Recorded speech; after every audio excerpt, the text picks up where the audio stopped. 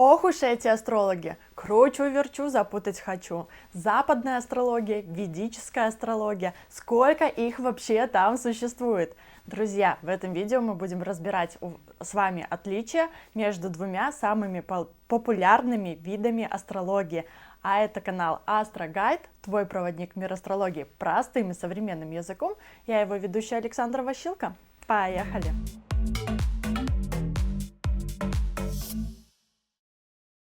На самом деле, когда вы только начинаете изучать астрологию или начинаете просто ей интересоваться, конечно же, вы еще не знаете, что существуют разные направления астрологии. Как правило, вы на самом деле просто вбиваете в поисковике Google запрос из серии «Построить натальную карту» или «Узнать свой асцендент», и, конечно же, первым делом отображаются сайты с астропроцессором именно в западной системе астрологии. То есть вы видите такой круглый гороскоп, и, как правило, конечно же, что показалось, тем мы и работаем. И очень многие астрологи и любители астрологии, конечно же, начинают именно с западной системы. И только потом, когда вот углубляешься в тему или случайно попадаешь на странички и каналы ведических астрологов, тогда неожиданно для себя оказывается, что вот есть какая-то другая астрология, и построенный гороскоп, он отличается не только внешним видом, а еще оказывается и как бы планеты стоят в других знаках, да, причем на сегодняшний день эта разница почти в целый знак зодиака. И вообще, вот как такое возможно? Ну, неужели у каждого астролога свое небо и планеты двигаются по-разному? Вот, собственно, когда я завела свой YouTube-канал, на самом деле очень многие зрители пришли именно с каналов западных астрологов. И вот образовалась, ну, как бы такая проблема, да, в понимании, что есть правильно и как такое вообще возможно. То есть там я Козерог, а у вас я Стрелец. Или там я Скорпион, а у вас я Весы по гороскопу. И вот по факту, так кто я настоящий и кого мне надо слушать по итогу-то? Поэтому давайте, конечно же, пошагово начнем говорить про отличия этих направлений. На разборе сегодня у нас с вами западная астрология и ведическая астрология. Либо по-другому, на профессиональном языке ведическая астрология называется астрология Джьотиш. Не Джойтиш, как многие произносят, а Джьотиш. Это важно помнить, потому что это на самом деле тоже показывает уровень астролога в том числе. Первое и самое простое отличие, которое позволит вам с первого взгляда идентифицировать перед вами все-таки западный астролог или ведический астролог, это изображение гороскопа, который, собственно, транслирует этот астролог, с которым вот он работает. Западные астрологи работают именно с круглым гороскопом, как сейчас вы можете видеть это на экране.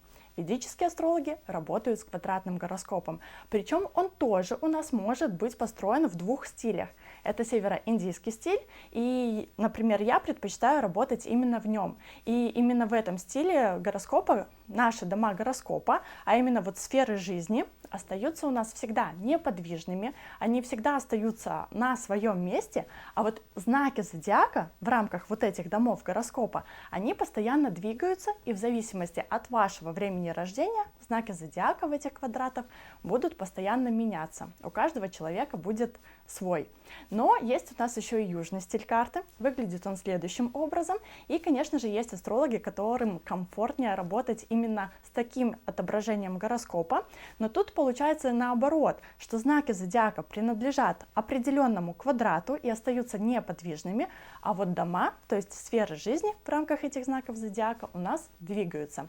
И каждый для себя на самом деле выбирает тот стиль, который ему более удобен в работе, ну или тот стиль, которому ему, собственно, обучили с самого начала, и, соответственно, ты к нему уже привыкаешь и продолжаешь с ним работать. И вот даже, например, ведическим астрологам тоже порой бывает очень сложно перестроиться между этими стилями гороскопа. И, например, когда вот даже ко мне на мастер-классы или на курсы приходили астрологи, которые работают именно в южном стиле гороскопа, и я, соответственно, им показывала гороскопы в североиндийском стиле, то они как бы от руки перерисовывали примеры на свой лад, чтобы легче было, конечно же, воспринимать информацию. Потому что, ну, к сожалению, не всегда у нас есть возможность даже как-то на слайде разместить именно два вида гороскопа. Вот, ну и мы идем дальше. Следующее главное отличие между западной и ведической астрологией — это, конечно же, разница в 24 градуса между системами. А если быть точнее, то на сегодня эта разница составляет 24 градуса и 11 минут. То есть, грубо говоря, по ведической астрологии вы весы, а по западной астрологии вы уже будете скорпионом. И вот эта такая погрешность почти в целый знак зодиака у нас как бы образуется. И каждый год эта разница увеличивается ровно, почти на 1 минуту, там 50 с чем-то секунд. В целом это просто надо запомнить, и на наш с вами век вот эта погрешность составляет именно 24 градуса. Разница в 25 градусов будет достигнута только в 2082 году. И с одной стороны получается, что мы все-таки имеем погрешность, да, почти в целый знак зодиака. Но согласитесь, что это лучше, чем когда, например, будет через 13 тысяч лет, когда эта погрешность составит в 6 знаков зодиака, и между вот этими направлениями, скажем так, гороскоп будет как бы отзеркаливаться. То есть получится полная противоположность, потому что погрешность в один знак зодиака формируется именно за 2500 лет.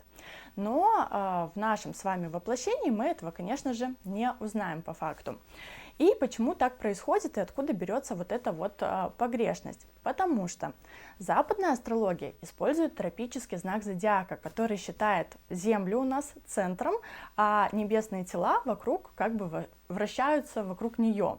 И согласно этому подходу Солнце каждый год стабильно возвращается в 1 градус Овна в день весеннего равноденствия. Это ориентировочно с 20 по 22 марта каждого года, когда день и ночь равны. То есть они считают, что 2000 лет назад Солнце было в этой точке, так и сейчас оно опять же постоянно возвращается в эту точку. То есть они не опираются на созвездия и на то, как их сейчас видно с Земли. Они опираются именно на день весеннего равноденствия, то есть момент времени, который определяет первый знак, то есть знак Овна, и именно вот с этой точки начинается отсчет от остального зодиака. Но дело в том, что есть такое понятие, как прецессия. Прецессия — это явление, при котором ось вращения тела меняет свое направление в пространстве. И, сейчас давайте вот для тех, кто забыл, что это такое, или, например, не знал, что это такое, сейчас я вам поясню. Вы знаете, что и планеты, и Солнце вращаются вокруг своей оси. И благодаря этому мы можем наблюдать смену дня и ночи, смену суток и так далее. Скорость вращения у каждой планеты своя и зависит от массы планеты, состава планеты, от расстояния ее орбиты по отношению к Солнцу и, конечно же, самое важное, от оси ее вращения. И сейчас, так как в этом видео мы непосредственно говорим про Землю, на которой мы с вами проживаем, и вот если вы опять же вспомните школу, да, вспомните, как выглядит глобус в наших школьных временах, то есть это наша уменьшенная модель Земли, то вы увидите, что расположен он не под прямым углом, да, а под наклоном. Этот наклон составляет 23,5 градуса. И вот у нас на небе есть звезды и другие объекты космоса. И я думаю, каждый на самом деле хоть раз в своей жизни смотрел на небо, смотрел на звезды. И вот получается, что с течением времени кажется, что эти звезды, немножко смещаются. Но это всего лишь наше восприятие. Ведь согласитесь, не могут же разом просто все объекты космоса дружно взять за ручки, взяться и вот разом сместиться относительно Земли. Соответственно, эта смена звезд происходит из-за прецессии земной оси. То есть, проще говоря, угол наклона Земли остается прежним, да, в 23,5 градуса. И меняется только направление вот этой оси, по которой движется Земля. И как я уже говорила, этот процесс, он достаточно медленный. Полный круг ось пройдет за 25 765 лет. Чтобы более наглядно понять процесс вот этой прецессии, вы можете взять, например, юлу или волчок, кто как эту игрушку называет, закрутить, и когда вот этот волчок начнет замедляться, тогда ось вращения начнет менять свое направление. Вот это как бы и есть у нас прецессия. И получается, что западная астрология опирается на тропический знак зодиака и не учитывает этот сдвиг, а ведическая астрология использует сидерический знак зодиака и учитывает, что в рамках ведической астрологии происходит этот сдвиг, и называется он Ая Намша. И опять же, если взять телескоп и через него посмотреть на небо, то на небе вы увидите именно то положение планет, которое отображается именно в ведическом гороскопе.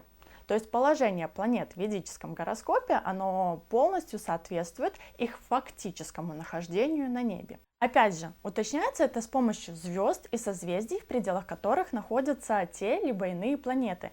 Как я уже говорила, не может все небо у нас взять и одновременно сместиться.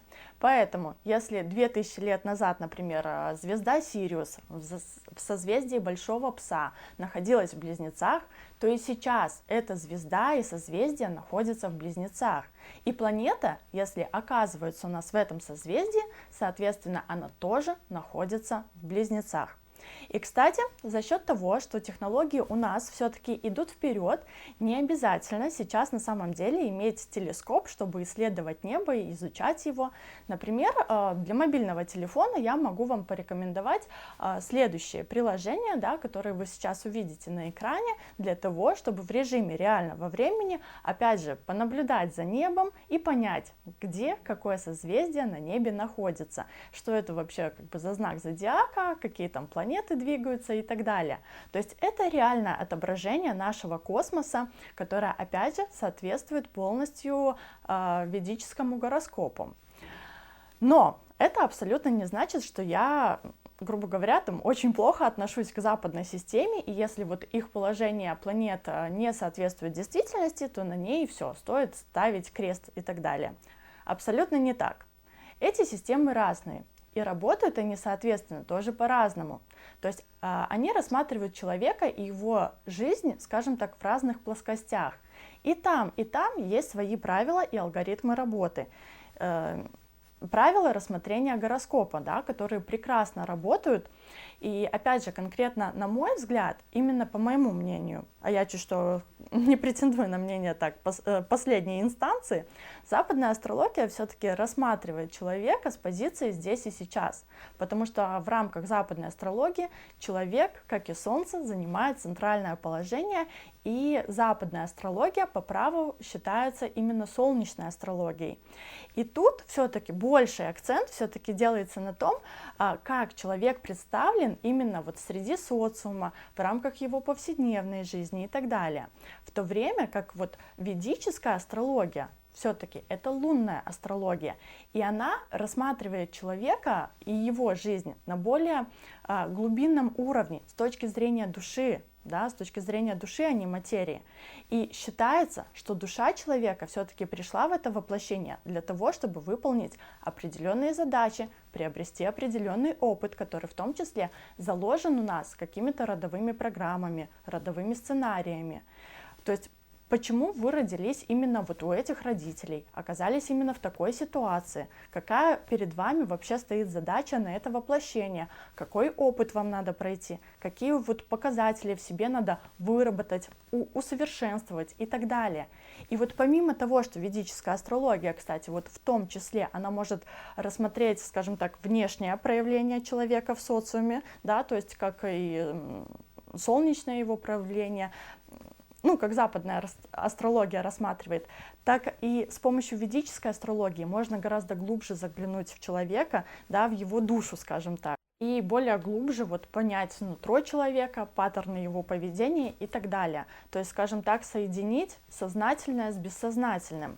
Хотя, на самом деле, по факту надо отдать должное именно западным астрологам старшего поколения, то есть, ну, не моего поколения, а которые уже постарше, потому что вот когда я начинала изучать астрологию, а начинала я ее изучать, на самом деле, как и многие астрологи, именно западной системы, именно на тот момент нормальные литературные трактовки были написаны именно вот среди комьюнити западной астрологии. Да, среди комьюнити ведической астрологии достать какую-то, скажем так, сверхинформацию на русском литературном языке было достаточно сложно. И на тот момент как бы социальные сети тоже не так развиты были, про инфобизнес я вообще молчу. То есть на самом деле давали какие-то такие базовые ключевые выдержки, и все. дальше сиди, выдумывай сам или исследуй. А вот у западных астрологов наоборот, да, чуть ли не поэмы были написаны про какое-то конкретное положение. Но сейчас, конечно же, идет большой обмен информацией, и я считаю это абсолютно нормальным, да, что идет вот этот обмен наработками, и западные астрологи берут какие-то фишки у ведических астрологов, ведические астрологи могут, опять же, взять какие-то инструменты у западных астрологов, но однозначно не надо просто, скажем так, тупо брать, копировать и все. То есть, если мы накладываем и внедряем эту информацию в свою систему, делаем мы это, конечно же, с умом, проанализировав, как это работает, да, и при необходимости там надо подкорректировать. Хотя, опять же, вот некоторые ведические астрологи сейчас меня заклюют из серии «Что ты вообще мелешь?», да, и как ты можешь совмещать западную астрологию с джьотиш. Ну вот, например, западные астрологи рассматривают активно транссатурновые планеты. Транссатурновые планеты — это Уран, Нептун и Плутон.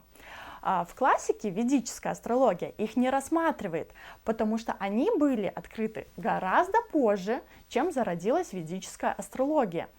И вот некоторые очень возмущены. А как это так? Почему вы их рассматриваете, если в классике их нет?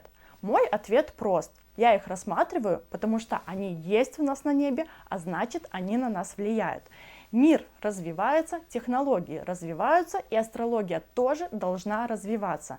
Ведь, согласитесь, сейчас все с удовольствием пользуются смартфонами и мессенджерами в этих смартфонах. Они отправляют почтовых голубей. Да? Поэтому, конечно же, классика — это основа, это фундамент, а дальше уже сами решайте, какой дом вы будете строить, современный и функциональный или как было много тысяч лет назад. Идем далее и давайте еще посмотрим, какие у нас есть отличия. Сейчас у нас с вами отображается гороскоп в западном стиле, и вот, собственно, его, когда построили, да, с ним западные астрологи только и работают. То есть смотрят аспекты, взаимодействия планет друг с другом, кто кому там в гости пошел и так далее. По факту это то же самое, что делаем мы, когда построили ведический гороскоп. Но какое отличие есть в ведическом гороскопе? Это, конечно же, дробные карты, то есть дополнительные гороскопы, которые позволяют нам более детально посмотреть тенденции по каждой сфере жизни. То есть отдельно у нас есть гороскоп на карьеру, это гороскоп D10, отдельно на личную жизнь, гороскоп D9, отдельно там на недвижимость, на деторождение и так далее. И вот для каждой сферы жизни с помощью этих дополнительных гороскопов мы можем дать более детализированную характеристику и вот увидеть какие-то дополнительные нюансы. Также в рамках ведической астрологии есть такое понятие, как накшатры. Это такие лунные стоянки, созвездия, которые позволяют, опять же, более глубоко и детально посмотреть на ситуацию, оценить планету, да, оценить вот это положение планеты и дать характеристику. То есть, если честно, вот я не видела, чтобы западные астрологи на самом деле активно использовали накшатры, хотя в западных астропроцессорах астропроцессоры тоже рассчитывают эти созвездия. Но работа с накшатрами, с этими лунными стоянками, это все-таки удел ведических астрологов. Всего у нас существует 27 накшатр, и каждая из них имеет свой характер, свои обещания. И каждый знак зодиака содержит в себе по 2,5 накшатры. И вот получается, что вот благодаря этим лунным стоянкам, накшатрам, один овен может отличаться от другого овна. Одна дева будет по характеру и принципам и манерам поведения отличаться от другой восходящей девы и так далее. То есть вот эти накшатры позволяют нам гораздо глубже заглянуть в закулисье гороскопа. Но давайте я вам еще расскажу про прогностические инструменты, которые, опять же, мы можем использовать в западной ведической астрологии. Все-таки получается так, что астропсихология и статика гороскопа — это хорошо. Она позволяет понять нам какие-то глубинные мотивы человека, поработать с паттернами, страхами, либо наоборот узнать таланты, сильные стороны. вообще много всего можно узнать из гороскопа. Но вот прогнозы событий — это самый-самый сок и то, к чему надо стремиться, когда вы изучаете астрологию. Ведь все хотят знать, да, где соломки подложить, к чему морально подготовиться и так далее. Да, и в наше время, собственно, когда хочется всего и больше, всего и сразу, надо все-таки уметь правильно планировать свою жизнь, чтобы проживать ее наиболее благоприятно и в унисон со своим гороскопом, да, а не ждать, пока, грубо говоря, вас петух клюнет. В целом и в западной астрологии есть инструменты, которые используются для прогнозирования событий, например, там транзиты, соляр, прогрессии и так далее. Но все-таки, на мой взгляд, опять же, на мой взгляд, ведическая астрология, этих инструментов у нас гораздо больше, и сейчас я вам их все-таки продемонстрирую. Первое — это, конечно же, прогнозирование по планетарным периодам, или Вимшота Ридаша, как мы говорим на профессиональном языке. И у каждого человека в гороскопе рассчитываются абсолютно свои периоды, они рассчитываются индивидуально. Это зависит от времени вашего рождения. Плюс можно раскрыть эту систему до подпериодов, подподпериодов, то есть посмотреть более мелкие промежутки времени, которые вы проживаете, и что это за планетарные периоды. И когда мы работаем с прогностикой планетарных периодов, мы опять же учитываем накшатры, наши созвездия, о которых мы уже говорили в этом видео. И, конечно же, в том числе мы смотрим, как эти периоды у нас проигрываются по каждой сфере жизни, а именно работаем с дробными картами гороскопа, которые мы с вами тоже уже обсуждали в этом видео. Далее, второе — это прогнозирование по знаковым периодам. В рамках знаковых периодов у нас тоже есть несколько вариантов рассмотрения, да, и несколько видов даш. Но это еще, опять же, одна система прогнозирования, которая может работать как отдельно, так и вместе с другими инструментами прогнозирования. Я очень обожаю прогнозирование по знаковым периодам, потому что это очень простая техника, которая сразу говорит: посмотри сюда, обрати внимание на эту сферу жизни, будет такое-то событие, будет такое-то событие. Ну и потом мы это совмещаем с обещаниями планетарных периодов и другими прогностическими инструментами. Третье — это транзиты. И вот, кстати, если вы смотрите прогнозы астрологов на месяц или на год, или вот по каким-то астрособытиям на YouTube-каналах, то знайте, что все эти прогнозы, они делаются именно по технике транзитов планет. И западные астрологи делают, и ведические астрологи одинаково используют и рассказывают вот эту технику прогнозирования именно на общее обозрение. Вот предыдущие две техники, планетарные и знаковые периоды, их показывают на самом деле редко, да, в общедоступном пользовании. Их вы на самом деле увидите только либо на личной консультации, либо на обучении, потому что они индивидуальные для каждого персонального гороскопа. И они, конечно же, рассчитываются индивидуально, в зависимости от времени вашего рождения. А транзиты, они общие. И вот, кстати, вы также у меня в комментариях спрашивали, прогнозы эти смотреть от асцендента, от Солнца или от Луны, да, по транзитам планет. Так вот, все астрологи, западные и ведические, делают прогноз именно от асцендента. Именно от асцендента мы устанавливаем факт события в жизни человека и в жизни того либо иного восходящего знака. Дополнительно для просмотров астрологи, конечно же, говорят вам: посмотрите от Солнца и Луны. Но от Солнца можно посмотреть именно западных астрологов, потому что, как мы с вами уже обсудили, западная астрология рассматривает человека именно с позиции Солнца. И Солнце там у них вот прям топ-топ. И опять же, от Солнца это больше, скажем так, про ваши желания, про ваши амбиции, про удовлетворение своего эго и так далее. И не всегда это говорит про факт события. А ведическая астрология — это лунная астрология. Но если вы будете смотреть гороскоп от Луны, то должны понимать, что это, опять же, не факт событий, а ваша реакция на них. То есть тут важно уметь воспринимать вот эти трактовки астрологов в контексте именно, грубо говоря, своего восприятия. Потому что Луна у нас отвечает за ум, за наши эмоции, вот и, собственно, то, как мы будем воспринимать эти события. То есть, например, от асцендента гороскоп обещает беременность или карьерный рост. Кажется, вообще классное событие, все круто, и там много кто об этом мечтает. Но от Луны гороскоп, наоборот, например, обещает какой-то стресс, переживания, расстройство, страхи, неудовлетворенность, кризисы, да что угодно. И получается, что по факту мы получаем событие, которое обещано транзитом планет от асцендента, ну, хорошее, да, но реакция на него может быть какой-то негативной. То есть в общих чертах это будет так. Поэтому надо понимать вот эту разницу. Далее, 4-й пункт. Это есть у нас гороскоп Варшабхала. Это прототип Соляра в западной системе.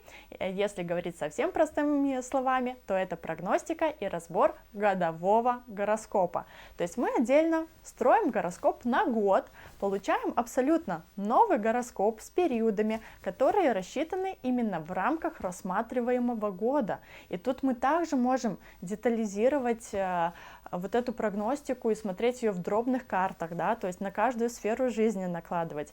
И в рамках годового гороскопа тоже есть много разных нюансов, фишек, которые использует астролог. Это очень классная техника. И если есть у вас уже базовый уровень по астрологии, то я, конечно же, приглашаю вас на свой курс по годовому гороскопу Варшабхала, который будет доступен к покупке в феврале 2024 года. С программой курса вы можете ознакомиться по ссылке в описании под этим видео. Программа там достаточно насыщенная, 16 уроков, но при этом каждая тема подробно рассказана даже с литературными трактовками для клиентов. То есть такого как бы на рынке астрологии никто не делал. И если вы на самом деле заполните анкету предзаписи по этой ссылке, то получите спецпредложение с ранней ценой, да, когда курс будет официально опубликован и доступен к приобретению. После публикации курса на обучающей платформе анкета предзаписи и ранние цены, конечно же, станут недоступны. Поэтому не упустите эту возможность, да, чтобы приобрести курс по ранней цене.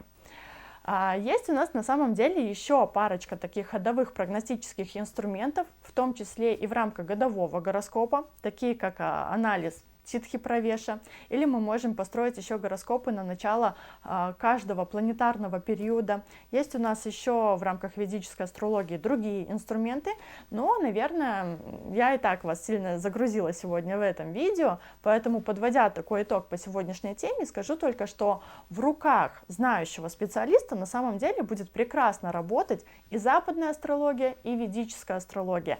И там есть достойные инструменты для работы. Но лично мне больше, конечно же, симпатизирует ведическая астрология с ее глубиной, с ее большим набором прогностических возможностей. Поэтому, друзья, на этом у меня сегодня все. Обязательно подписывайтесь на канал и оставляйте свои заявки в анкете предзаписи на курс по годовому гороскопу. А с вами была Саша Ващилко, и до новых встреч!